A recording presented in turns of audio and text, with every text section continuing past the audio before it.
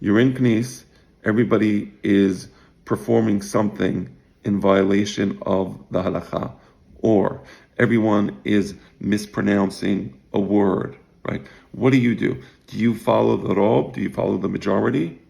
Or rather, do you say, no, I know what the halakha is, because I know what the halakha is, I'm not going to follow the majority, I'm going to follow what I know the halakha to be, or I'm going to pronounce the word properly. I don't care how everybody's pronouncing it. So I'll give an example in Hashem Melech, Hashem Malach, Hashem Yimloch Le'olam Va'ed. So people always mispronounce these words because they want to fit the words to the melody, right? So you're mispronouncing the word, right? You're not saying what you're supposed to be saying. So now you're the Hazan, and you're going to say it in a way that might seem odd to the rest of the Kahal because you're pronouncing it properly, right? Do you do that? And then they can say, wait, everybody does it this way. Is everybody does it this way a justification for doing it the wrong way? Answer, no, it is not. I want to read to you Ilchot Matanot Aniyim, and I want to read to you what the Rambam says. This is very important. This is a great illustration. According to halakha, the pe'ah, which is the agricultural produce that's left at the end of the harvest for the aniyim. So a person has a wheat field. At the end of the harvest, he has to leave a portion for the aniyim, so the aniyim can come in and take it. So a mahloket comes out between the aniyim. Some of the aniyim say, why should we compete with each other? Let us harvest everything together and then divide it equally between us. So let's say there's 100 aniyim. They say, let's do it that way. I want to read to you the halakha.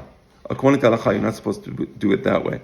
The proper way to do it is everybody goes in and they harvest what they want to harvest. And that's it. That's the proper way to do pe'ah. So, Rasu otan ha'aniyim lechalek otan otah benehen hare'enu mechalekin. אפילו 99 אומרים לחלק, אחד אומר לבוז, לזה האחד שומעים. So let's say everybody says we want to divide it. Okay, you want to divide it. We're not going to stop you, even though that's not the halakha. But let's say 99 aniyim say we want to divide it equally between us. And one ani says, no, I want to go into the field and I want to collect whatever I collect. You collect what you collect, I collect what I collect. 99 people say, no, let's do this differently. Let's harvest everything. Let's divide everything equally. Let's be fair. And this one ani is stubborn. We follow this one ani. Because he said what the halakha is. So when it comes to halakha, we're not interested in the fact that everybody does it this way. That's not an argument, right? An argument is open the Harambam, open the Shulchan Aruch, open the Rif, open some book and understand what the proper halakha is. Just to say what everybody does is not a winning argument. To say what the correct halakha is, that's a winning argument. In the past, there was a question about turning the back to the echal, which I oppose. And people used to say, oh, well, if you turn the back to the echal, if you don't turn the back to the echal, everybody's turning the back to the echal, you're going against everybody. That's not the halakha. The halakha is, what is halakha? Study the matter, meaning saying, oh, everybody does it this way. That's not considered an intelligent analysis of an issue.